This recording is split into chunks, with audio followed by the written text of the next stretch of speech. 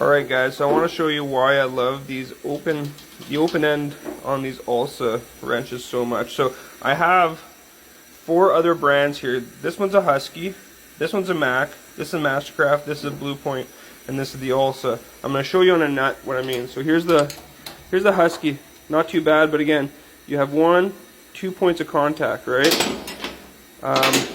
Same with the Mastercraft, same thing. This one's actually a lot sloppier. But again, only 2 points of contact. Blue Point, very expensive wrench. Same thing, only 2 points of contact, just like the cheaper wrenches. Now, the Mac, at times you can get a 3rd point of contact, sometimes right about here. And they do have the flank drive technology in these, so not too bad, right? Again, pretty expensive wrench. Now look at the Olsa.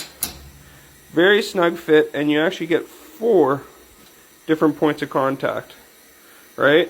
So you're going to get way more torque, and these are, I believe out of the group, this is probably going to be the cheaper wrench out of all of these. So loving these wrenches, guys, not going to lie. Alright guys, so I showed you how awesome the open end is on these wrenches. Now I want to show you how awesome the box end is on these wrenches. So I got Mac Tools here that has the typical 12-point box end on here.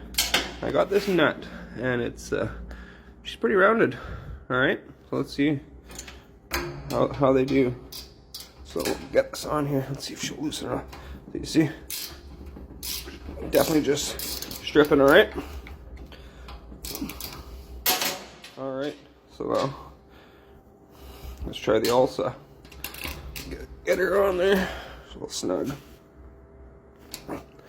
No problem. No problem at all. There you go. See? Look at this nut. It's like 80% rounded. So we did loosening of the rounded nut. Let's do tightening of the rounded nut. How about that? Alright?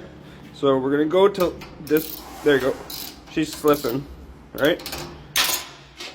Now we're gonna go with the Olsa and see how far we can go.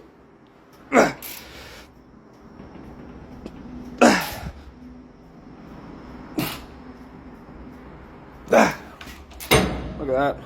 She just doesn't slip. Like, you can see it's pretty rounded, but she caught the grooves on the inside. So these wrenches are unbelievable. So there you go.